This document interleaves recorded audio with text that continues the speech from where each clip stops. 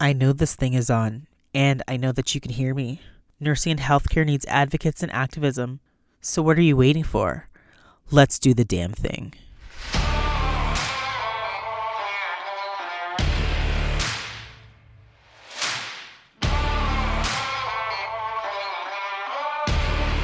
Hi, and welcome back to The Gritty Nurse, an unfiltered conversation about healthcare, nursing, and the intersection of health politics and policy. My name is Amy, and I am The Gritty Nurse. This podcast examines hot topics in healthcare and discusses the changes that we need to see to have a more efficient, robust, and ethical healthcare system that is safe not only for the patients that we see, but also for those who work in the system as well. Sorry, no fluff here, just awesome, compassionate humans and a lot of grit. If you're watching on YouTube or listening on Apple Podcasts, Spotify, iHeartRadio, or any other podcast platform, please hit that subscribe button so you never miss out on any real stuff from The Gritty Nurse. So today's going to be a little bit different because normally there'd be a video. No video today because I think I just want you to hear my voice. You know, it's actually been 7 years, almost to the day. 7 years ago, hiding underneath my desk. Not figuratively, not like some metaphor stress, like actually hiding under my desk, hiding from a leader who ran a unit on fear, who I've talked about before. And if you were actually at the CCHL this year, you heard the keynote. My keynote was the courage to be gritty. I told a room full of healthcare leaders that story. I told them what it does to a person to be so afraid of someone with power over your paycheck that you make yourself small enough to disappear underneath furniture. But I didn't tell you what happened this week, like 2 days ago. So this week, almost 7 years to the day since I walked out of that role, that leader actually was walked out of theirs. And I need to tell you, I don't feel good about that. Not in the way that you think. I don't celebrate people losing their income, their identity, that kind of thing, you know, the thing that gets them out of bed every day. I know what a job loss does to a person, to a family, so I'm not going to sit here and pretend this is a win the way that TikTok would probably want it to be a win. But I am going to sit here and ask you a question that's been sitting in my chest all this week. Why did it take 7 years? And actually, I'm going to start that with reading you my resignation letter from 7 years ago. Dear Director, I'll be resigning from my position at X Hospital in the interim corporate professional practice role, and my last date of employment will be blank 2019. Thank you for the opportunity to work alongside of you in a professional practice. I appreciate your honesty and compassion. Thank you for listening to my concerns and treating me with respect and dignity while I was under your supervision. I've learned some new skills, met some amazing people here, and created bonds with some individuals that will never be broken. Thank you and blank for that. While I regret the circumstances under which I'm leaving, I hope that the organization can learn from this experience and make positive changes in the future to prevent the psychological crisis and mental health breakdown that I have suffered from workplace bullying from my previous director. Blank organization values are comprised of compassion, accountability, and respect, all of which were not exemplified by the treatment I received while working with my direct supervisor in the maternal child program. I was deprived of my self-worth, my dignity, made to feel belittled and foolish, and mistreated and yelled at in public, professional settings, and in meetings. I was continually told by other staff members who witnessed these microaggressions, and sometimes not micro, that I was treated and spoken to differently than my other colleagues. I took steps to confront my direct supervisor and asked her to stop the behavior and described how it was affecting me at home and at work. She acknowledged and admitted that she was taking out her frustrations on me, quote, and, quote, knew it was not the right thing to do, and, quote, it was inappropriate of her. After this conversation, she mentioned that she had some concerns that she wanted to speak to me about. She wanted to discuss with me some themes: communication, teamwork, and time management in terms of why she was reacting to me out of frustration. I asked her specifically if I was being performance managed, and she said no. I felt this was a bit odd as she never mentioned my performance being an issue prior to the conversation that I had with her. She never once apologized, and even after confronting her about her behavior, the bullying continued. I decided to keep a detailed log about all of the interactions with her as I knew that they were escalating. I began suffering panic attacks at work, one so severe that I hid underneath my desk as I felt I was going to die. I knew it was time to take my own health seriously as my blood pressure was increasing and my desire to come to work and feel psychologically safe was deteriorating. I had to take a leave after I felt that my mental health was getting worse. The process and support in the occupational health department was virtually non-existent for people who are suffering a mental health crisis in the workplace. More training is required to teach staff dealing with these cases how to speak to individuals facing a serious mental health situation. The forms that my practitioner had to complete were solely about functional limitations, and this made me feel more stigmatized, ultimately because it sent me the message that my mental health within the workplace was not important, and because it was not visible, it wasn't there. The forms did not have anything about mental health or psychological functioning. My doctor had to create her own section to complete and was disappointed that a large organization such as XX did not have the structures in place to support my mental health, only functional limitations. During all of this, I had another conversation with another senior leader at X organization who, instead of discussing the importance of psychological safety in the workplace and that workplace bullying is not acceptable, she made me feel that, quote unquote, it's not my time and maybe I should look at other options, quote unquote. This again demonstrated that X organization does not support those facing a mental health crisis, and that productivity at all costs is far more important than my own psyche or lack thereof, or maybe my own life. I need to be around to support my family. Although it is difficult for me most days to get up, I am here. There are some facts that I do know. I'm intelligent, I'm kind, and I'm loved. Martin Luther King stated, "I came to the conclusion that there's an existential moment in your life when you must decide to speak for yourself. Nobody else can speak for you. Our lives begin and end the day we become silent about the things that matter." Advocating is inherently a nursing skill. If X organization cannot take my mental health seriously, I have to. Sincerely, Amy Archibald Farley. Reading that back after 7 years is wild. And thinking about where I am today in the conversations that I've had across the healthcare spectrum, whether it was in a room full of nurses or, executives or, people that weren't even in the healthcare space, I think that letter rings true to many other people. And here's, I think, what nobody wants to say out loud in healthcare and in many other disciplines. Toxic leaders don't survive despite the system. They survive because of it. Let me say that again. Toxic leaders don't survive despite the system. They survive because of it. They survive because of it. A leader who hits the metrics, a leader who keeps the executive team comfortable, a leader who never causes a problem upward, only downward onto the staff who have no power to push back, that leader gets protected every single time. We call it strong leadership. We call it holding people accountable. We call it high standards. But what we don't call it and what we should call it is fear management. Compliance through intimidation. We already know what fear does within a hospital system. We have the data on workplace violence, on burnout, how many nurses leave the bedside within the first 2 years. What we don't talk about enough is that some of the fear isn't coming from patients and families.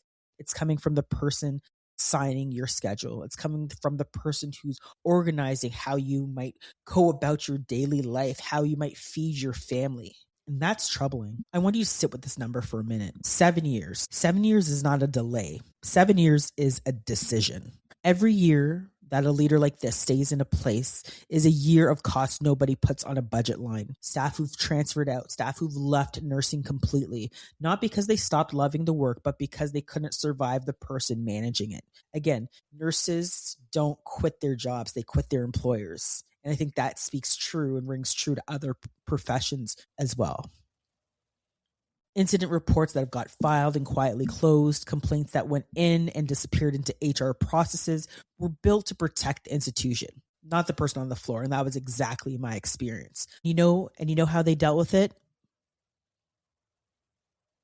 Just like that, in silence. One of the things I've really found was HR processes were built to protect the institution and not the person on the floor. And that's also another problem. I filed the complaints. I talked about the racism. How many more people did you need it to be till it became a fireable offense? How many other nurses had to suffer under this person's reign of terror? And again, it just begs to question, what are we really trying to do here? In all honesty, I don't know exactly what happened in that HR file, but I know what happened to the people underneath her. I want to ask a question directly because someone has to. How many performance improvement plans does it take before an organization admits that the plan is what the problem is? How many exit interviews that say the same name before it becomes a pattern instead of an anecdote. 7 years isn't a system moving too slowly. 7 years is a system that decided that the cost of keeping her was lower than the cost of admitting that they were wrong to promote her in the first place. Let me be real about something because I think that we've let this get a little bit muddy. Fear gets you compliance. Fear does not get you honesty. A staff member who's afraid of their manager does not report a near miss, does not flag the unsafe patient ratio, does not say, I think that we've made a mistake until it's too late to fix it quietly. Fear teaches silence. And in healthcare, silence is not a cultural problem. Silence is a patient safety problem. And I know this because I lived it. I know what it's like to sit in a report and calculate in real time whether telling the truth is worth what it's going to cost you. That's not leadership. That's not high standards. That's a person who has confused being feared with being respected. An organization that let her because her numbers looked good on a PowerPoint slide. Real leadership is the kind that I talked about at the CCHL, the kind that's built on radical transparency, sacrificial risk, absolute selflessness, real leadership that can survive being questioned. Let me say that again. Real leadership that can survive being questioned. Real leadership invites the near miss report instead of punishing the person who filed it. Real leadership invites the fact that workplace violence isn't the status quo and helps support the nurse back to work and maybe supports the nurse when she makes the call to file charges. If your leadership style depends on people being too scared to tell you the truth, you were never leading. You were just being obeyed. I truly don't believe that healthcare can be a healthy and safe environment when the people who are working to look after other people are strictly obeying and following the rules. We've seen how all that can turn out. We see what happens when people follow blindly and don't ask questions of their leaders. History has a funny way of repeating itself, as we've seen time and time again. So let's talk about what accountability should have looked like, because she got walked out eventually is not actually accountability. That's the floor. That's the bare minimum, 7 years too late. But real accountability is structural, not symbolic. Real accountability looks like exit interviews that get acted on instead of just filed. It looks like an anonymous reporting system that leads to actual investigations, not thank you emails and silence. And you know what was so whack about my situation? I remember them trying to pry me to go back to the environment, saying, she says that she's turned over a new leaf and we'd really love to see that she'd go back to that environment. Who, me? Not me. I had learned already how quickly the system would be able to dispose of me. And I said, hell no. Real accountability also looks like a 360 leadership reviews that include people at the bedside, not just the people in the upstairs of the house. It looks like consequences at year 1, year 2, not year 7. Because by year 7, the damage isn't a headline. The damage is already in the turnover numbers. It's in the nurses who've left the profession and never came back. It's in the culture that trained an entire unit to survive instead of speaking up. And if I've had that many nurses reach out to me to tell me that she's gone, speaks quite volumes of how her behavior was tolerated for way too long. One firing, 7 years is too late. It's not a system that's working. It's just a system that got caught. So here's why I need you to stay with me, because this is the part that actually matters. It was never really about just one leader, because she is everywhere. How many other leaders like her have put nurses like me underneath their desks, or have put any employee underneath their desk? It's about what we reward in the system. Metrics that ignore staff well-being. Promotion pipelines that ask, did she get results? And never ask how. Boards that will protect a reputation faster than they'll protect a workforce. If we only fire one person and change nothing else, we will do this again. Different unit, different name, same 7 years. So here's what I'm asking of you, of the leaders listening, of the organizations that claim that they care about nursing retention, patient ratios, the staffing issues, the workplace violence. Start asking how someone gets results, not just whether they do or not. Build reporting systems that people can actually find trust in, and prove it by acting on what comes in. Make leadership accountability part of accreditation conversations, not just the PR conversations after the fact. And if you're a leader right now, managing people through fear because it's faster, because it's easier, because no one stopped you yet, This episode is your warning. Someone is under their desk right now because of you. It might take 7 years, but it will catch up to you. I said at the top that I don't celebrate someone who's losing their income, and I honestly mean that. But I'm not going to pretend that this week didn't mean something to me. I'm not going to pretend that I didn't clank a glass and cheers to that. 7 years ago, I was under a desk and I made a choice to leave instead of disappear. And some people don't get that choice. So this week, 7 years later, the system finally made a choice that I made a long time ago. So this is not a celebration episode. This is a reckoning episode. The win isn't in that one person that's gone. The win is what we do with the next 7 years. Whether we build the kind of accountability that catches this in year one, instead of waiting for a headline to do the changes that we should see in workplace culture all along. If you've worked under someone like this, if you know what it's like to have made yourself small so you can survive a shift, or you are still in it, let me tell you, you are my people and I see you. And I want you to know the goal was never revenge. The goal was always truth.